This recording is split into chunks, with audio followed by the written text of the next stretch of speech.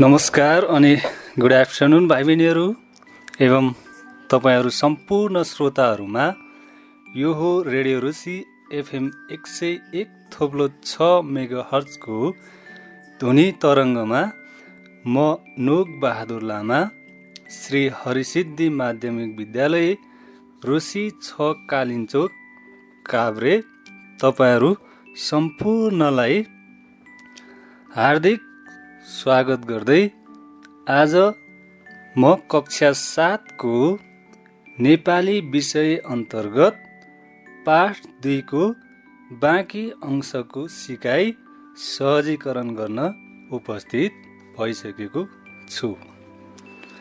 Para भाइ बहिनीहरू, radio नजिकै आएर अध्ययन गर्न तयारी हुनुहोस् है। भाइ बहिनीहरू, हामीले अघिल्लो कक्षामा मामालाई सुधार्ने भान्जो कथाको थोरै अंश पढिसकेका छौँ, होइन त भाइ बहिनीहरू?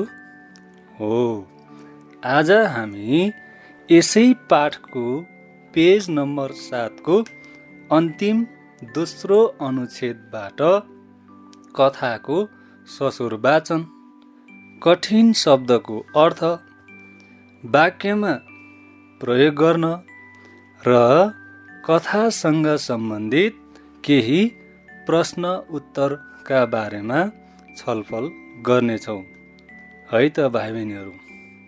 एकदमै ध्यान दिएर सुन्नुहोला। बीचमा म प्रश्नहरू सोध्नेछु, है त भाइ बहिनीहरू? अब म कथा वाचन गर्छु, तपाईहरू ध्यान दिएर सुन्नुहोस् है। केही दिनपछि भान्जो पुनः मामा घर पुग्यो। उससँग खरायो थियो। मामाले भान्जाको स्वागत गर्दै भन्यो, आज पनि मलाई फसाउन आयो कि क्या हो भान्जा? भान्जो केही बोलेन, हाँस्यो मात्र। सामान्य भलाकुसारीका कुरा भए। केही छिनपछि भान्जाले प्रस्ताव राख्यो, जाउँ मामा, आज हाम्रो घरतिर। के घरमै मात्र बस्नुहुन्छ? उतै खाना पनि खाउँ। मामाले टाउको कन्यायो। जान त जाने हो भान्जा, तर भोलि बिहानै मेरो अन्त जाने काम छ। तिम्रो घरमा गएर तुरुन्त फर्कदा आगो लिन गए जस्तो मात्रै हुन्छ। केही मेवा मिष्ठान्न भोजन गर्न पाइन्न। यस्तोमा के गई भर? भान्जाले चिप्लो घस्यो। त्यसको तपाईँले धन्दै मान्नु पर्दैन मामा। मसँग भएको यो खरायोको के काम? उसले झोलाबाट खरायो झिक्यो र आदेश दियो, ए लामकाने, जा आमा बुवाले भन्, मेरो मामा आउँदै हुनुहुन्छ। कुखुराको मासु पकाउनु रे, उहाँलाई धेरै हतार छ, चाँडै गर्न भन्नु। यति भन्दै उसले खरायोलाई छोडिदियो। खरायो बाटो बुकुर्सी मार्दै एकैछिनमा अलाप भयो। यता भान्जाले पहिले नै आफ्ना आमा बुवासँग मासु पकाउनु भनेर कुरा मिलाएको थियो। भान्जाले मामालाई पाहुना बनाई घरमा ल्यायो। अघि छाडेको जस्तै एउटा खरायो घरमा पहिलेदेखि नै राखिएको थियो। सुरुको खरायो त कता हरायो कता।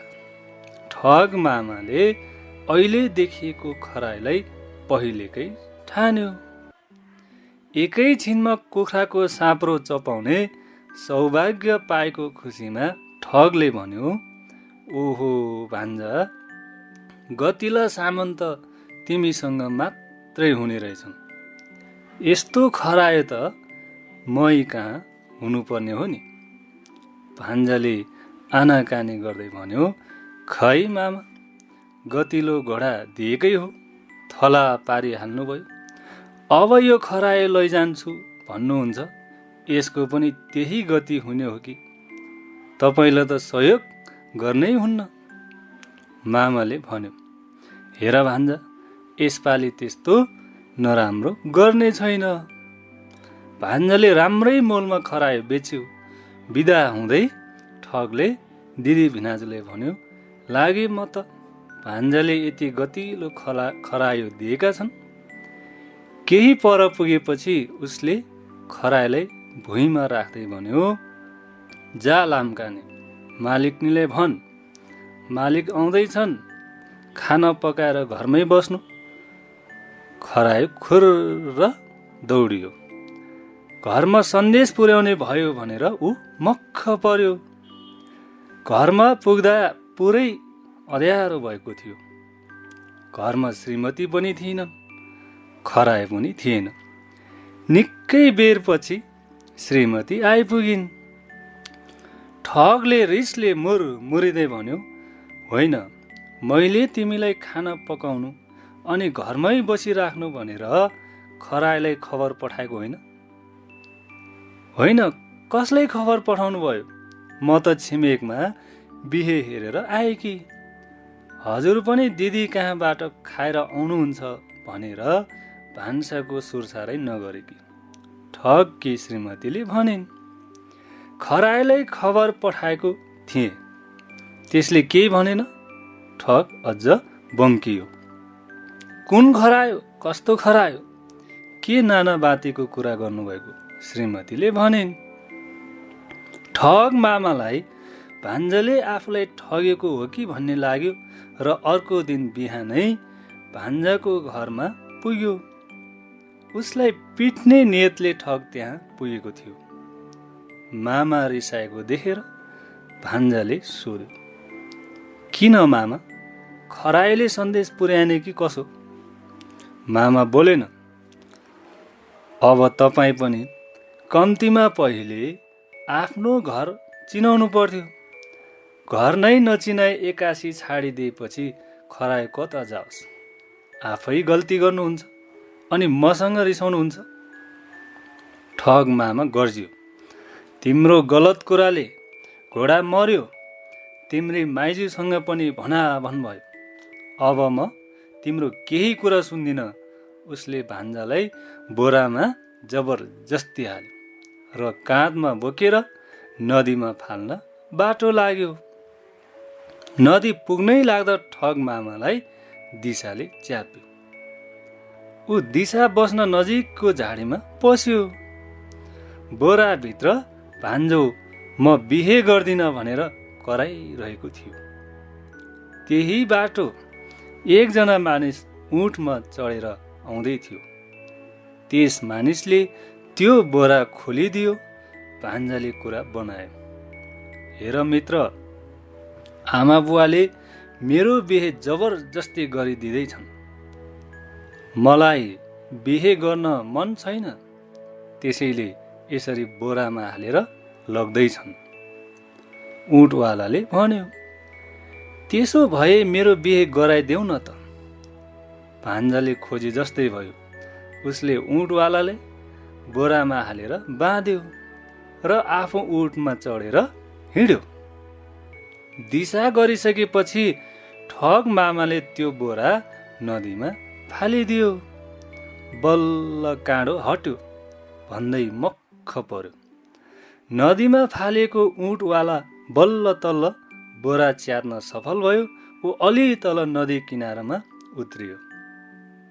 ज्यान बचेकामा उसले भगवानलाई धन्यवाद दियो।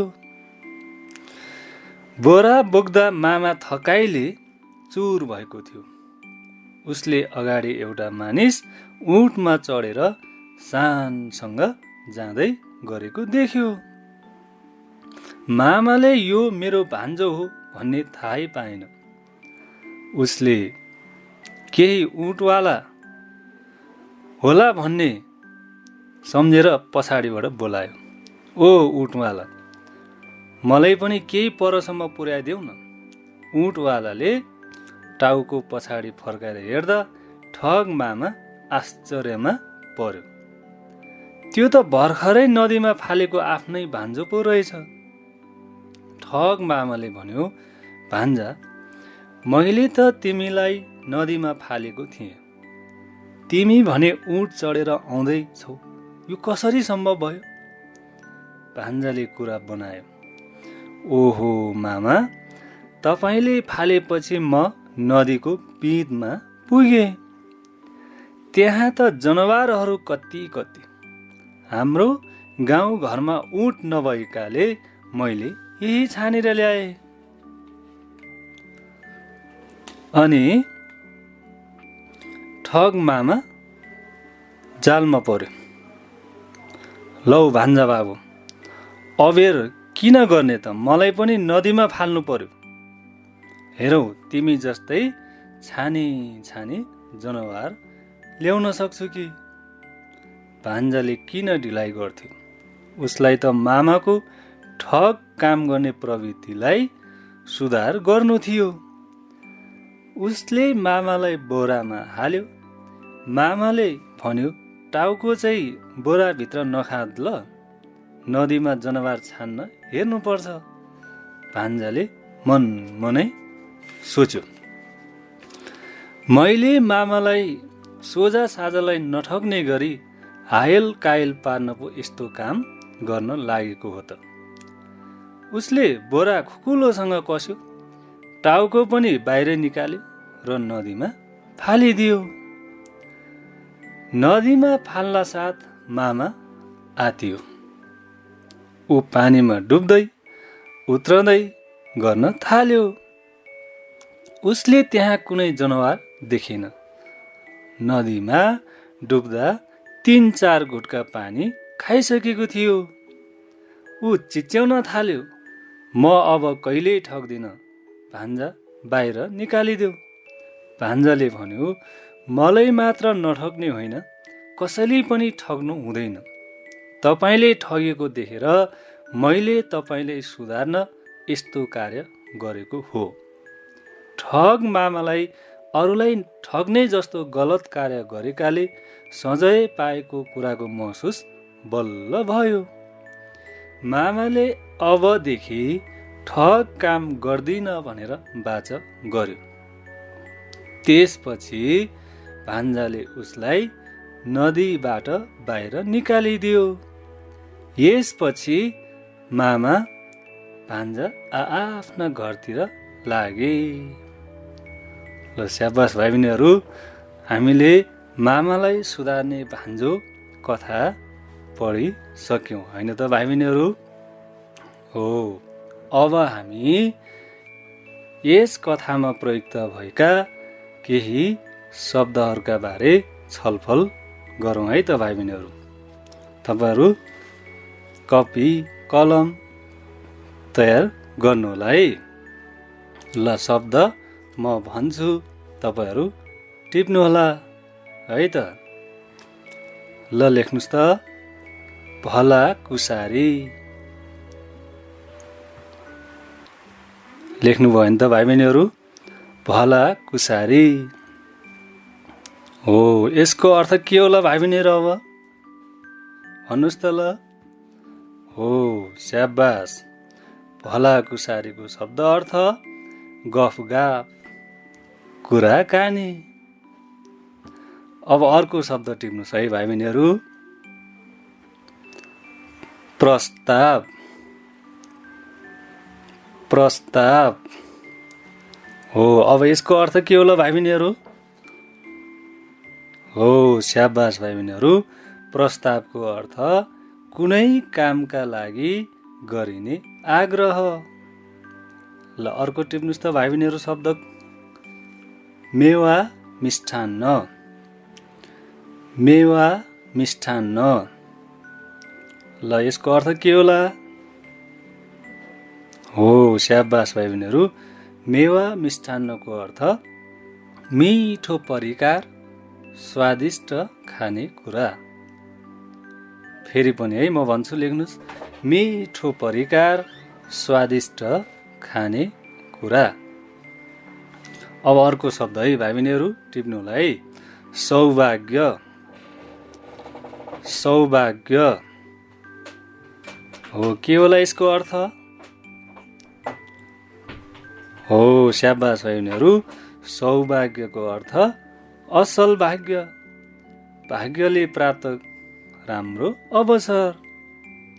ल अर्को शब्द टिप्नुहोस् है भाइ बहिनीहरू। बम्किनु, बम्किनु हो। अब यसको अर्थ के होला? स्याबास, रिसाउँदै कराउनु, रिसाउँदै कराउनु। ल भाइ बहिनीहरू अर्को शब्द टिप्नुहोस् फेरि। नाना भाँती, नाना भाँती हो। यसको अर्थ के होला अब? स्याबास, यसको अर्थ अनेक थरी, अनेक थरी। ल अर्को शब्द टिप्नु होला भाइ बहिनीहरू। नियत, नियत हो। यसको अर्थ भन्नुहोस् त अब। हो, स्याबास, नियतको अर्थ भित्री उद्देश्य, मनासाय हो। भित्री उद्देश्य, मनासाय। ल अर्को शब्द टिप्नुहोस् त भाइ बहिनीहरू। ल पिद, पिद हो। यसको पनि अर्थ भन्नुहोस् त अब। हो, स्याबास, यसको अर्थ हो फेद, तल्लो भाग, फेद, तल्लो भाग। ल अब अर्को शब्द टिप्नुहोस् त भाइ बहिनीहरू। जाल, जाल। ल अब यसको पनि के होला शब्द अर्थ? हो, स्याबास, जालको अर्थ फसाउने कुरा, फसाउने कुरा। ल अब अर्को अन्तिम शब्द भाइ बहिनीहरू टिप्नु होला। हायल कायल, हायल कायल। ल यसको अर्थ के होला भाइ बहिनीहरू? हो, स्याबास भाइ बहिनीहरू, हायल कायलको अर्थ हैरान, हावा कावा, हैरान, हावा कावा हो। भाइ बहिनीहरू, स्याबास, हामीले यस कथा मामालाई सुधार्ने भान्जो कथामा प्रयुक्त भएका कठिन शब्दहरूको अर्थ पनि जान्यौँ, होइन त भाइ बहिनीहरू? हो भाइ बहिनीहरू, यी शब्दको अर्थ हाम्रो परीक्षाको लागि धेरै नै महत्त्वपूर्ण छन्। त्यसो हुँदा तपाईहरूले यी शब्दहरूको अर्थ पढ्नुहोस् है त, कण्ठ पार्नुहोस् है, ताकि हाम्रो परीक्षामा एकदमै सजिलो हुन्छ, होइन त भाइ बहिनीहरू? हो, अब हामी भाइ बहिनीहरू फेरि तयारी हुनुहोस् लेख्नको लागि। हामी अब केही शब्दहरूको वाक्यमा प्रयोग गर्ने तरिकाबारे छलफल गर्नेछौँ है त भाइ बहिनीहरू। ध्यान दिएर सुन्नुहोला अनि लेख्नुहोला है त भाइ बहिनीहरू। ल भाइ बहिनीहरू तयारी हुनुभयो नि त? हो, स्याबास। अब हामी वाक्यमा प्रयोग गर्नेछौँ है त। ल टिप्नुहोस् त। आरोप, आरोप। लेखिसक्नु भयो नि त भाइ बहिनीहरू? हो, अब आरोप शब्दलाई प्रयोग गरेर यसलाई अर्थ खुल्ने गरी वाक्यमा प्रयोग गर्नुहोस् त भाइ बहिनीहरू। ल हो, स्याबास, कस्तो राम्रोसँग यसलाई वाक्यमा प्रयोग गर्नुभयो तपाईहरूले। अब म पनि यसलाई अर्थ खुल्ने गरी वाक्यमा प्रयोग गर्नेछु। तपाईहरूले पनि लेख्नुहोस् है, म बिस्तारै भन्दै जानेछु। आरोप लेख्नुभयो नि त? हो, म वाक्यमा प्रयोग गर्छु, तपाईहरूले लेख्नुहोस् है। बोक्सीको आरोप, बोक्सीको आरोप लागेर लागेर कतिपय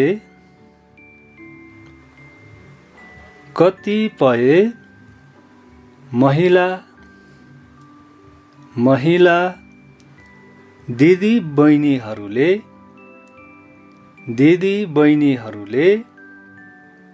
हाम्रो समाजमा यातना भोग्नु परिरहेको अवस्था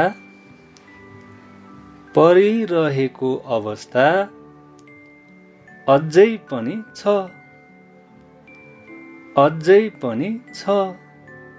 लेखिसक्नुभयो होइन त भाइ बहिनीहरू? हो, म फेरि दोहोऱ्याउँछु है त। अब हेर्नुहोस् है त, बोक्सीको आरोप लागेर कतिपय महिला दिदी बहिनीहरूले हाम्रो समाजमा यातना भोग्नु परिरहेको अवस्था अझै पनि छ। हो, स्याबास भाइ बहिनीहरू, यसलाई हामीले वाक्यमा प्रयोग गरिसकेका छौँ। अब अर्को शब्द टिप्नुहोस् है भाइ बहिनीहरू। हायल कायल।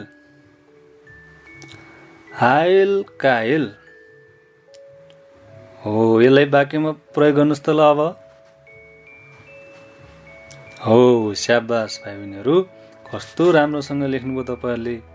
अब म पनि भन्छु है त, लेख्नु होला है, बिस्तारै भन्छु, लेख्नु होला है। हर्केले रमेशलाई हायल कायल पारी आफ्नो सामान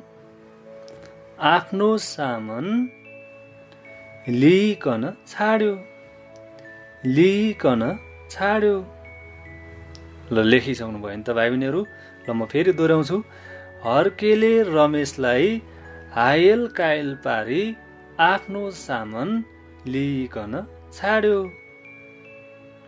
हो, स्याबास भाइ बहिनीहरू। अब अर्को शब्द टिप्नुहोस्। भलाकुसारी। हो, अब यसलाई पनि वाक्यमा प्रयोग गर्नुहोस् त ल भाइ बहिनीहरू। स्याबास भाइ बहिनीहरू, कस्तो राम्रो वाक्य बनाउनु भयो तपाईँहरूले। ल, अब म पनि भन्छु है, टिप्नुहोस्। साथी साथीको निकै भलाकुसारी चलेको देखिन्छ। अल्पविराम। के का लागि हो कुन्नी सरिता। हो, लेख्नुभयो तपाईँहरूले। म भन्छु फेरि सच्याउनलाई। साथीको निकै भलाकुसारी चलेको देखिन्छ। के का लागि हो कुन्नी सरिता। हो, स्याबास भाइ बहिनीहरू, हामीले कथामा प्रयुक्त भएका शब्दहरूको अर्थ खुल्ने गरी वाक्यमा पनि प्रयोग गर्यौँ होइन त भाइ बहिनीहरू? हो भाइ बहिनीहरू, स्याबास तपाईँहरूलाई। यी शब्दलाई वाक्यमा प्रयोग गर्ने तरिकाहरू धेरै अभ्यास गर्नु होला है त भाइ बहिनीहरू, ताकि हाम्रो परीक्षाका लागि धेरै नै सहज हुनेछ है त भाइ बहिनीहरू। परीक्षाको लागि वाक्यमा प्रयोग गर्ने प्रश्न एकदमै महत्त्वपूर्ण छन् हैन त भाइ बहिनीहरू? हो, अब हामी वाक्यमा प्रयोग गर्ने तरिकासँगै अब हामी केही प्रश्न र उत्तर पनि छलफल गरौँ है त भाइ बहिनीहरू। ल, प्रश्न टिप्नुहोस् त भाइ बहिनीहरू। ठग र उसकी श्रीमती बीच किन भनाभन भयो? ठग र उसकी श्रीमती बीच किन भनाभन भयो? किन होला भाइ बहिनीहरू भन्नुहोस् त ल। हो, स्याबास भाइ बहिनीहरू, कस्तो राम्रोसँग भन्नुभयो तपाईँहरूले।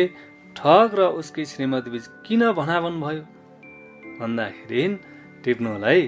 ठगले खरायोलाई श्रीमतीलाई घरमा खाना पकाइराख्नु, घरमै बसिराख्नु भनेर सन्देश पठाएको थियो। ठग घरमा आइपुग्दा श्रीमती पनि थिएनन्, खरायो पनि थिएन, घरमा खाना पनि पकाएको थिएन। त्यसपछि ठग रिसले मुरमुरिँदै श्रीमतीलाई हप्काउन थाल्यो अनि दुवैका बीच भनाभन भयो। होइन त भाइ बहिनीहरू? हो, अब यी प्रश्नका उत्तरलाई कपीमा राम्रो अक्षरमा नोट गरेर राख्नुहोस् है भाइ बहिनीहरू। परीक्षामा यिनै प्रश्नहरू सोध्न सकिन्छ। होइन त भाइ बहिनीहरू? हो, स्याबास भाइ बहिनीहरू। अब अर्को प्रश्नको बारेमा छलफल गरौँ है त। हुन्छ होइन त भाइ बहिनीहरू? हुन्छ। प्रश्न टिप्नुहोस्। बोरामा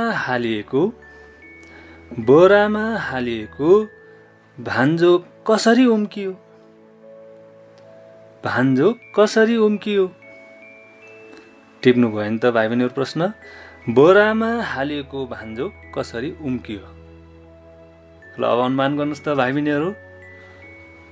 हो, स्याबास भाइ बहिनीहरू, टिप्नु होला। अब म पनि भन्छु। ठग मामाले भान्जाको कुरामा लागेर आफ्नै श्रीमतीसँग पनि भनाभन भएकोले भान्जादेखि रिसले मुरमुरियो र भान्जालाई पिट्न गयो। रिसले भान्जालाई बोरामा हाली नदीमा फाल्न हिँड्यो। होइन त भाइ बहिनीहरू? अनि त्यससँगै ऊ उम्कियो। होइन त भाइ बहिनीहरू? हो, धन्यवाद भाइ बहिनीहरू। यी र यस्तै कुराकानी छलफल गर्दै हाम्रो निर्धारित समय सकिएको छ। सिकाइ सम्बन्धी दुविधा भएमा मेरो मोबाइल नम्बर 9849 74 91 17मा सम्पर्क गरी आफ्नो जिज्ञासा लिनुहोला है त भाइ बहिनीहरू भन्दै तपाईँहरूको अध्ययन शुभ रहोस्। हस्त, नमस्कार।